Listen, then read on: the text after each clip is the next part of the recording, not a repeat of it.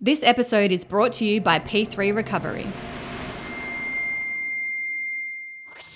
We see the trophies, the goals, the celebrations on the podium, the moments that create sporting history. But what really is behind these moments? The backstory will take you into the life behind the athlete to really understand what's led them to success.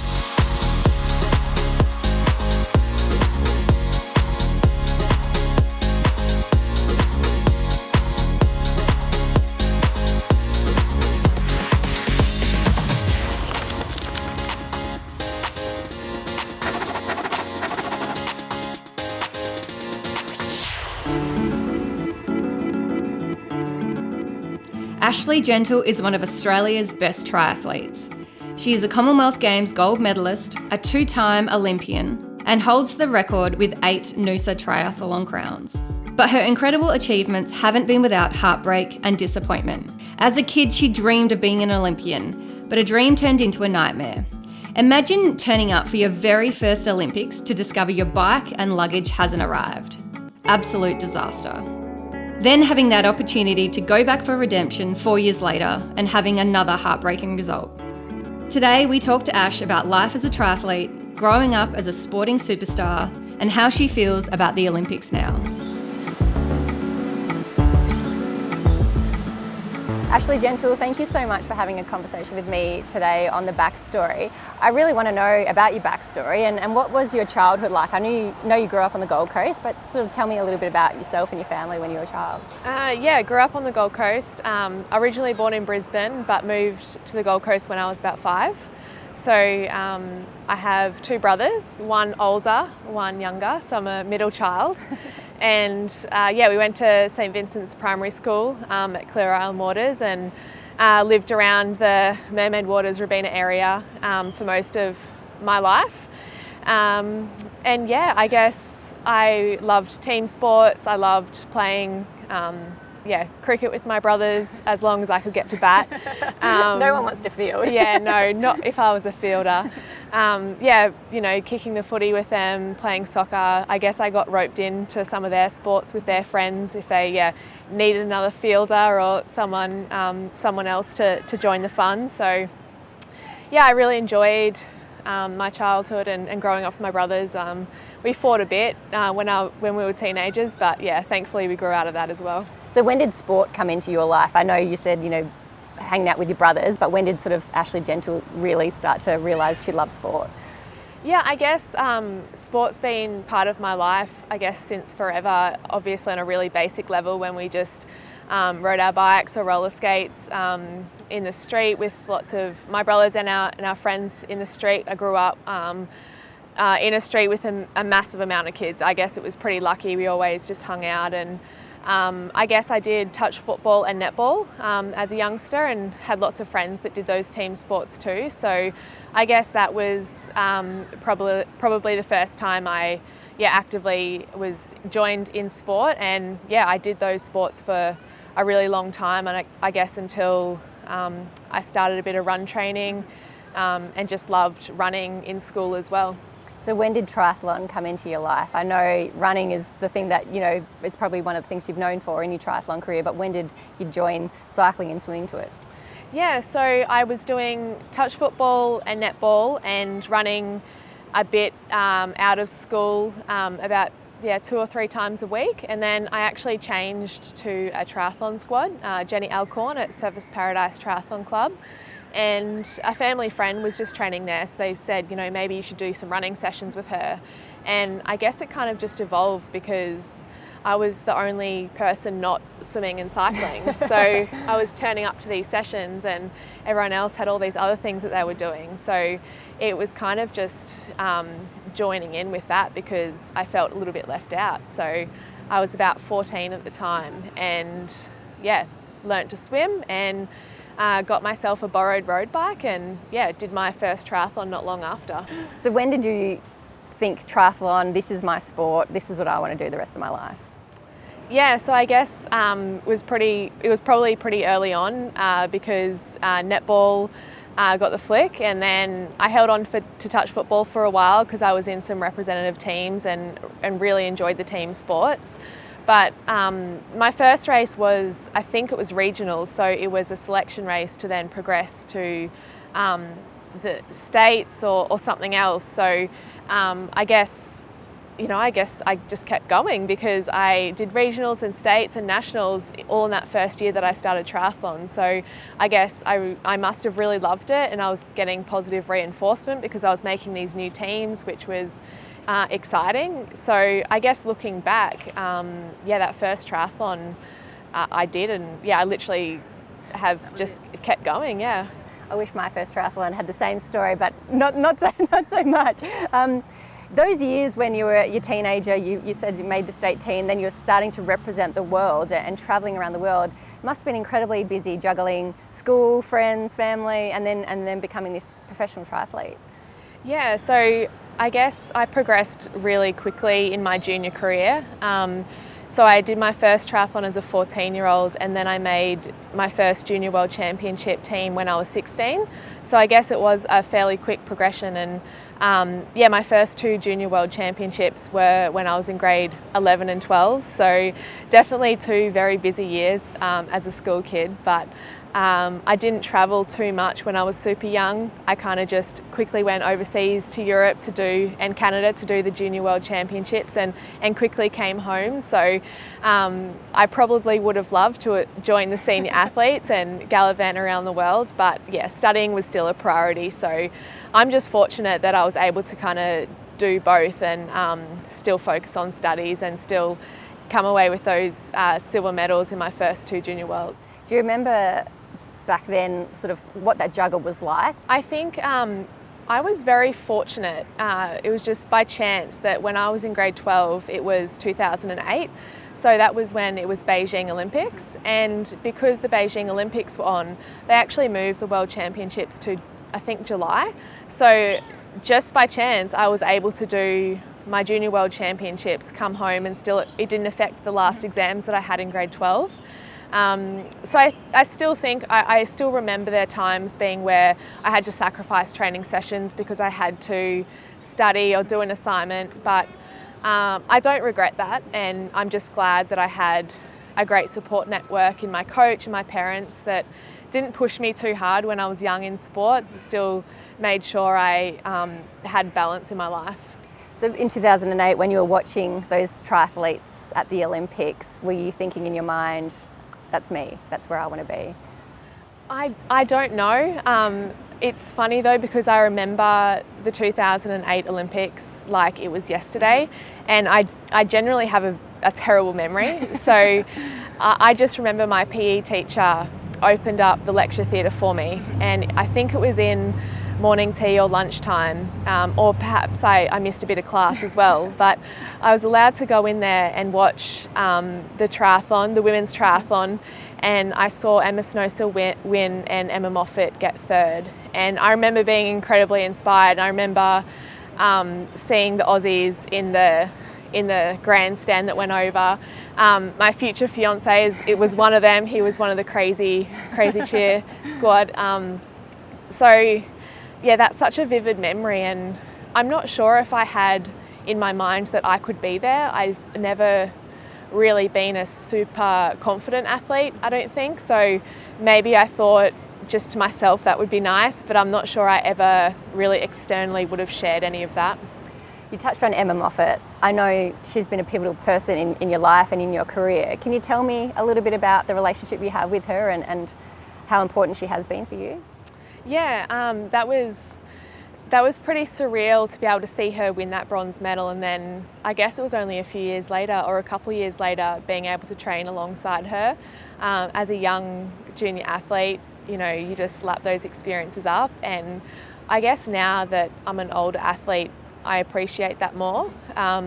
We weren't in the same squad to start with, but running was always my strength, and one of her coaches saw that we could be a good match-up to push each other on the run.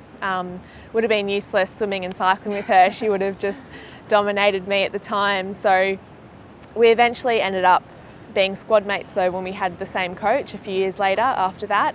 And yeah, there was definitely times in my career where I felt really isolated, and I felt like I didn't really know where I belonged in the sport or in the high performance system, and she was someone that always I felt kind of had my back in that regard, and she saw that sometimes things weren't always right, and there was a young athlete that needed someone to look up to, and she was that person, and when she didn't really need to be. So I definitely have a lot of fond memories training alongside Emma, but a lot of times where I guess I can look back and really appreciate her guidance.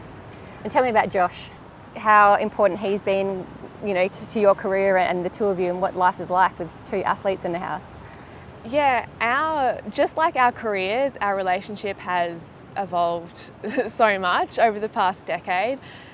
We met through triathlon, so we were both in the junior ranks growing up. He's a couple of years older than me, but he was always in and around the same races that I was doing.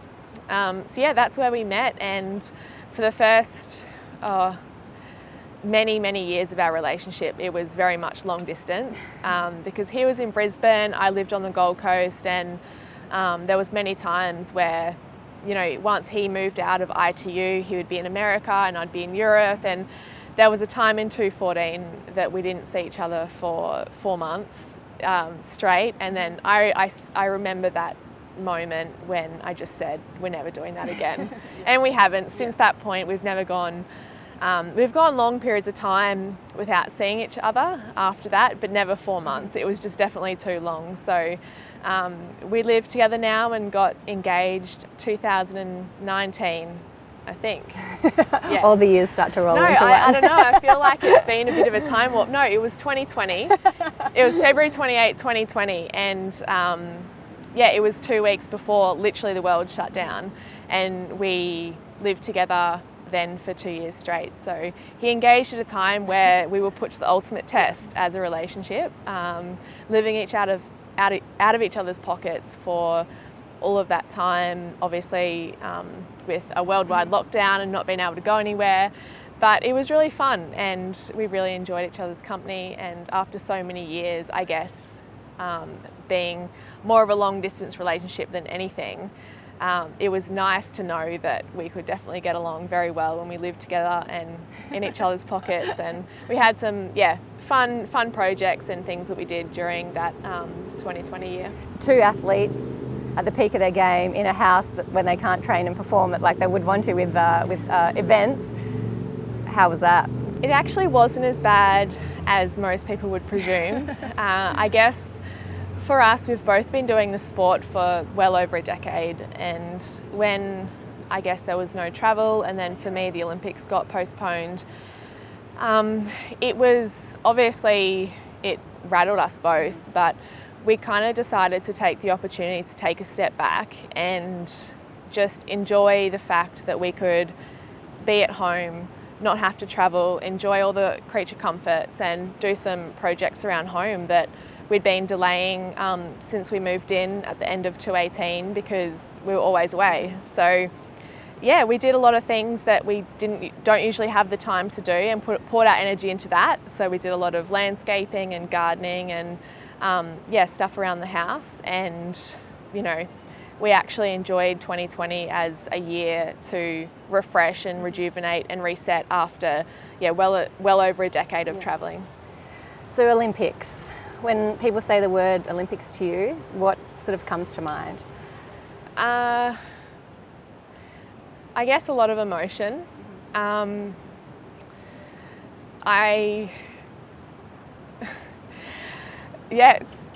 right, you can take a minute. Yeah.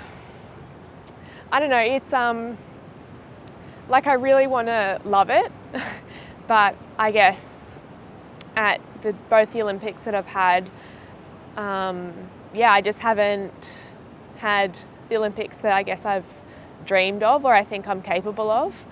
So I guess for me as an athlete, it's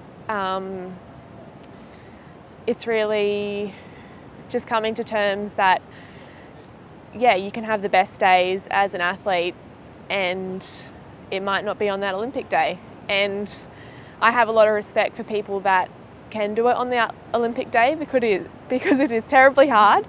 And I guess one of the things that I find the most difficult is that I've had, especially Tokyo, literally one of my worst ever days on that day. So I don't know if I'll ever be able to come to terms with it completely, but it's about accepting it and recognising that that happens and all your dreams don't come true, but it's not a reason to stop and, you know, not love the sport, because I still do, but I won't really know what to think ever when someone says Olympics, because it's just definitely a lot of emotion. We'll park Tokyo for a second. Rio, there was so many challenges for you in the lead up, and things just weren't going your way right from the start, totally out of your control. Can you sort of touch on a couple of those?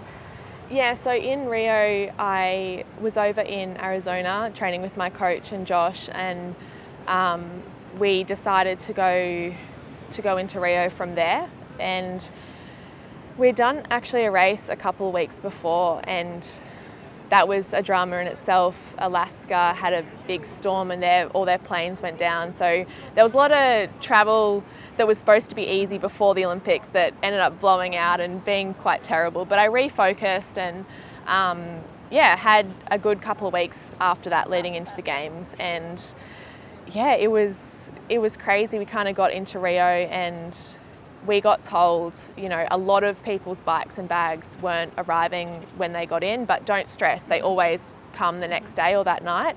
So lots of people's bags weren't coming straight away, but when mine didn't come day after day, I definitely got worried. And it wasn't just my bike, it was my bags as well. So all my personal belongings and stuff that I needed, which was, it was really stressful, but I was thankful I had lots of great people around me. AOC and IOC and people in Rio back in Australia were doing everything they could to try and locate it.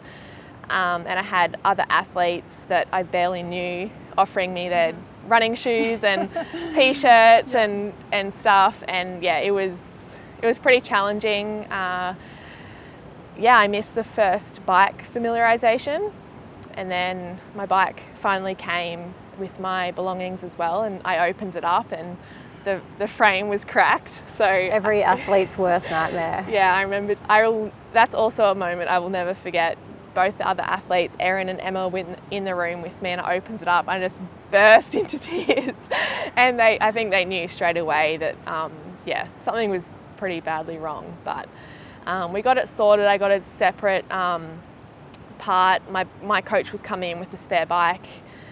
Did the second course familiarisation, and then it was all good. But obviously, a little bit of stress and a lot of stress, not a little bit of stress. And I definitely I travelled with 2 bikes to Tokyo. Yeah. So tell me about Tokyo. As you mentioned before, it's a highly emotional topic for you.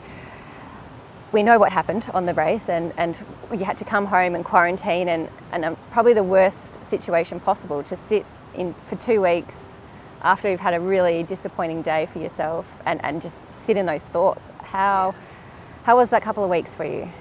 I was really grateful that our race was one of the first events. So once I got into Darwin, I had the second week of the Olympics to watch. So the first week actually went by very quickly, and I sat out on my balcony, and I tried to always make sure I could see people around me. It was kind of just nice to, not that you could really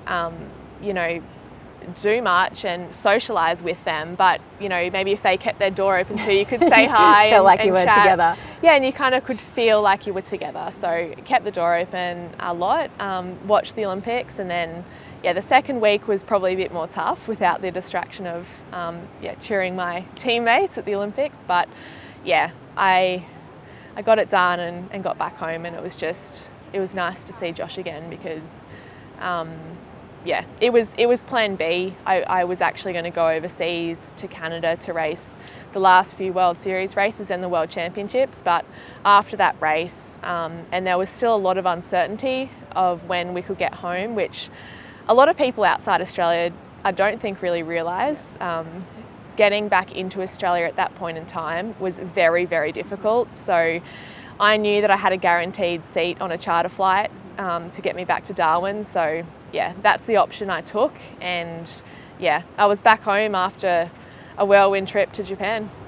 I know you said you don't think you'll ever be able to really accept what happened that day, but how do you as an athlete have that experience, process those thoughts and emotions, and then get back up knowing you've got another race in a couple of weeks' time? Where do you go? I guess after being in quarantine for 2 weeks, it was actually a really peculiar thing, because all I wanted to do is just to be able to walk off the veranda in Howard Springs, just go for a walk, but it wasn't allowed. You could not leave the tiny little vicinity, and I respected the rules, and it's like I tried to accept that that's what it was. But then it was so strange, because when I got home, I don't think I left my home for a day. I'm like, what's wrong with me? I've been wanting freedom for 2 weeks, and then I get home and I just want to like stay inside my own house. So it was a very strange feeling, but I guess I thought about what I wanted to do at the end of the year, and I love Noosa Tri, and it's a race where no matter what has happened in my year, I feel motivated for it. So I think, yeah, I owe the 2021 salvation to Noosa Tri. Just being able to walk out the door and get training for that definitely helped me, because I knew I wanted to be there end of October to do that. So it helped me swim, bike and run after the disappointment. 8 times the women's champion at the Noosa Triathlon, 7 in a row, I believe. What comes to mind when we say Noosa and we talk about Noosa? I don't know, I feel like it just makes me happy just going back there. I've just had so many good memories. I feel so happy that I started racing that when I was so young. Back in 2010, when I was still a junior, was my first race, and I've just always had such great experiences there. The atmosphere is just something that I've really loved, because I guess you come off the World Series circuit and you're travelling around the world, and it's a very high pressure environment, and sometimes I don't necessarily think about that, and I'm stressed and think it's really pressure cooker, but it's not until you step out of it and you're like, whoa, like that was nuts. Yeah. And I think that I have that moment probably once I get home from those big, World Series circuit races, and I've got Noosa to look forward to, and I can get excited because I know it's more relaxed, and it's still a very important race to me, but it's somewhere I can just feel like I can breathe, and it's just, yeah, it's nice. So tell me about Ashleigh Gentle as a junior triathlete, and Ashleigh Gentle now, 2 Olympics under your belt, world championships, 8 Noosas. How has that athlete changed? I feel like it's evolved every year. There's so many things that you experience as a athlete that you learn from one year, or even from session to session, from month to month, and then you put a whole year together. And I feel like there's so many things that you can kind of come away with that, you want to do better or you want to improve on. And I think that is a thing that I love about triathlon too, because it's always been evolving. It's so different. My first, what the races were like when I was a junior athlete, and then what it was like when I was racing the World Series as a 20-year-old, and then now, like, it's just so different. So I feel like the racing has obviously changed, but me personally, sometimes I wish that I had the mindset I had when I was a junior, because I feel like I had no fear, and I feel like that probably helped me in a sense. No fear as in you didn't take in the external pressures? Like, is that what you sort of mean? Yeah, like I remember feeling nervous about things, but I can't remember really caring. Like, I didn't care what someone thought. And it was a high pressure junior environment at times. It was very competitive. There was lots of coaches that were competitive with each other, and sometimes it was like an environment that could be very overwhelming for a junior athlete. But I remember just like looking back, I feel like I'm proud of myself, how I handled a lot of different situations when I was younger. And yeah, like a lot of experiences. Even I remember my first Junior Worlds in Hamburg, and I remember getting pulled under the water for a very long time, and it was extremely traumatizing. But I just got back up and I swam so aggressively I had a great swim. I came out exactly where I needed to be, like 5th or 6th out of the water when there was, I know at that point, there's so many junior triathletes, there's just bodies everywhere. And whereas I think now I'm like, I wish I could just do that now, you know, have no fear of just getting absolutely smashed in the water. Whereas now I feel like I wish I didn't think so much about everything. But, you know, that's just something that I've had to work on myself and with a psychologist over the time, because, junior Ashleigh wouldn't have worried too much, but Ashleigh, as she's got older, thinks probably a bit too much. I know that you've got thousands of young triathletes who absolutely adore you. Give us some little nuggets, like give us some little secret sauce things that you probably think this is a really mundane thing, or I've done this my whole life and it's always worked. Are there little things like that you've brought into your training and into your routine? I guess there's a lot of things that, especially these days with social media and stuff, there's a lot of things that we do as professional athletes that aren't very attractive and, you know, aren't very, you know, they're not that exciting, but you just got to do as a professional athlete, in the sense of everything to do with recovery. Yeah. And, you know, that's actually one thing that as I've got older, I've had to evolve. As a junior athlete, I would have been able to do pretty much anything and I will bounce back and there's no niggles, no injuries, no worries. I'll get back up the next day and be fine. Yeah. It will have no effect on me. But I think as I've got older, you definitely have to take into consideration, you know, obviously all your training, but how you've recovered from it. And yeah, definitely making sure you take the time to commit to just putting your legs up. And I know that sounds ridiculous, but if I don't take the time to like have a rest during the day, and so many hours spent on our mat in front of our TV just rolling or trigger pointing. The worst part of all of it. Yeah, like the mobility, everything that's just boring. Like an exercise that your physio has given you, it is just so boring. It's like takes 10 or 20 minutes of your life, but it's something that takes a lot of effort because it's not the swimming, cycling or running, the things that you love. Yeah. If you're a triathlete, you probably love those things, but there's a lot of things that you might have to do in the point of your career, and even like heat training for Tokyo.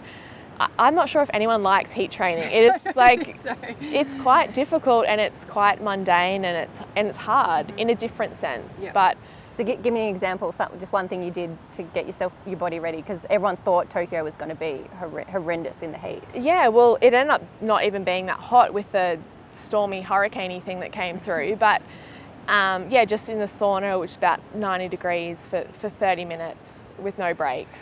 It's hard, and obviously living in Brisbane, Queensland, you're somewhat accustomed to pretty brutal summers, but it's those things on top of that, the added stress that you need to think about when you're doing specific races. So when the course demands something different than usual, like the heat, or it could be what the swim, bike or run course offers up, whether it's hilly or technical, you've got to be prepared to, I guess, look at that, and if it's one of your target races, do a few little extra things in your training that you might not want to do, but you know is necessary to get the best result. What's a non-negotiable the night before a race for you? To be honest, it's just, there's nothing really specific other than I just want to be able to have my legs up and relaxing, because that's one thing I tried to not be too much, narrow-minded about, having to have a certain thing or a particular thing, because the last few years it's been easy. We've been in Australia, but there's lots of times where, you're traveling around the world and every environment is so different. So the food that you have and the food that you can take, or what the race hotel's like, everything looks different everywhere you go. So I guess that's part of the adaptability of a professional athlete. You have to be able to potentially have foods or things in a foreign country that, you know, is not your norm, but accepted. And as long as I can have my feet up and I'm in a relaxed state before a race. 2018, huge year for Aussies here on the Gold Coast. Firstly, we'll start with Com Games. Tell me a little bit about that event. Yeah, that was amazing. I was really lucky that in the Gold Coast World Series race the previous year, we started 2:17 with a sprint race on the Gold Coast, which automatically qualified me for the Com Games. So as far as, you know, qualifying for a major event, that was, I was so happy that I could actually perform in 2:17 to automatically qualify myself to begin with, because just qualifying is always one of the hardest parts. So it was a big lead up. Obviously everyone was super excited, obviously within Australia, but also on the Gold Coast. And we pretty much had the perfect day in our mixed relay to come away with that gold medal. I had come fifth in the individual race, and my run had let me down, and which has never really let me down before in my life. So I definitely had to regroup after that race, after missing out on a medal there.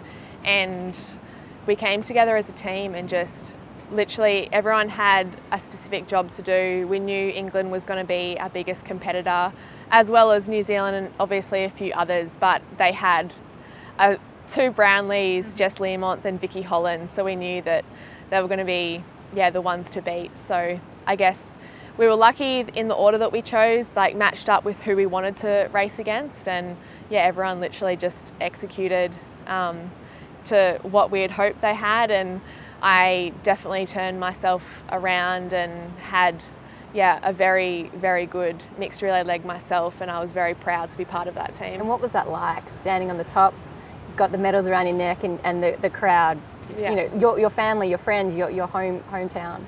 Yeah, it was amazing. Gillian, my teammate, you know, when Jake was, I tagged Jake off and he had like 30 or more seconds or something, and Jake is literally probably the best anchor in triathlon for mixed relay. So I was very confident that we had it one and done, but Gillian was like super excited, we've got this and stuff. And even though I was confident, I was like, he still has to negotiate this course. He still has to get around here, not crash, not anything happen. I trust him, but just let him do his thing. And then I guess once he came down the finishing straight and the crowd was nuts, he got that flag and we embraced him at the end. It was a pretty awesome experience. And then later on the year, you had the ITU here as well. I mean, just amazing to have both of those championships in your home backyard. Yeah, it was so crazy that we had two massive events on the Gold Coast that year. And 2018 was a strange year because it was probably one of my best years, but 2:17 I was super consistent, very, very consistently on the podium in a World Series race, and ended up second in the world that year.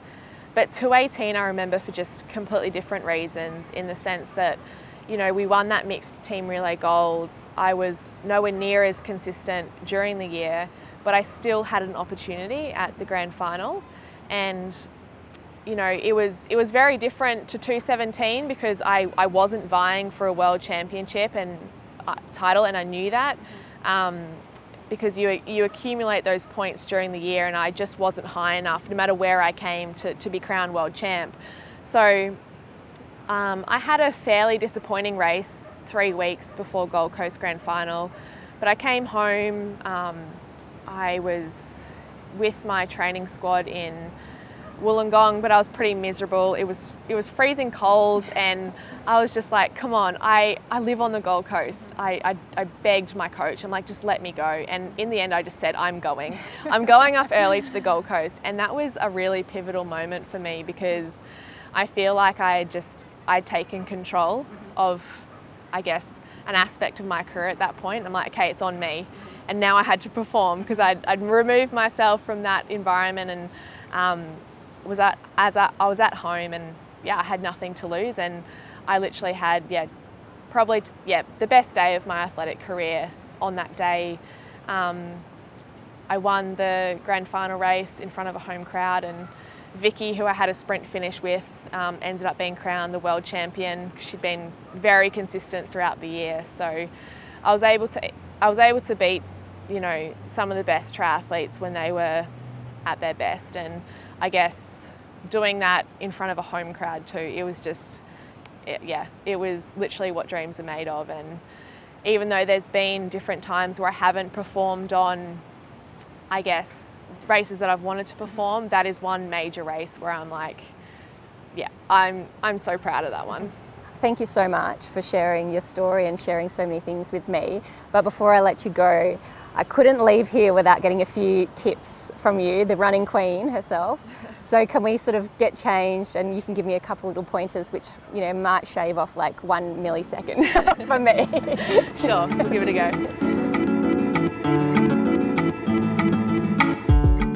Ash, you are the queen of the pavement. I need tips. I need all the help I can get. I've got run group tomorrow morning and I want to rock up and just be straight into the PBs. What can you tell me?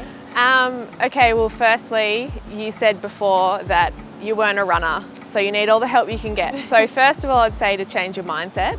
Before going for a run in your run group, you want to be in a good frame of mind, and if there's a sport that you think, is your weakest, and if you think that's the running, try and see it, I guess, as an opportunity rather than something that like you're bad at, because you want to be able to make yourself feel good and take the opportunity that you can improve maybe more than the others. So put out the good vibes. Yeah, put out the good vibes. Tell yourself that you can be strong and you can be a good runner. How economic you are as a runner is super important. What I find is having a really strong core before anything else. That helps me, I guess, start from a good foundation. For me on the run, I think about engaging my core.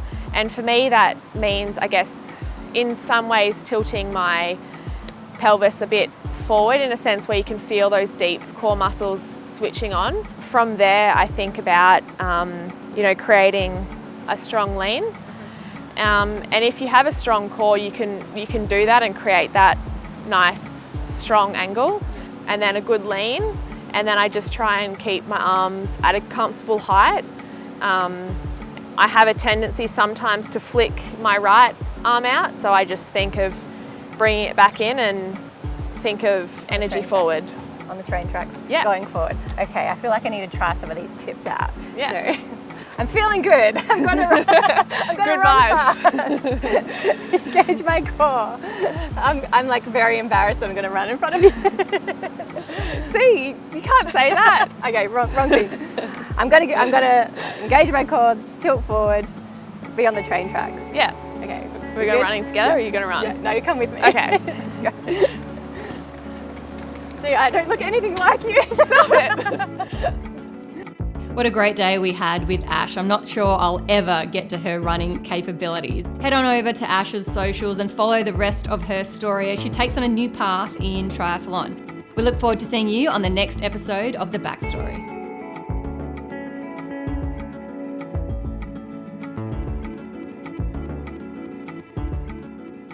Thanks to our friends at P3 Recovery for their support. Welcome to P3 Recovery Centre, a state-of-the-art recovery and wellbeing facility right here in the heart of Burleigh on the Gold Coast. Come with me, I'll take you for a tour.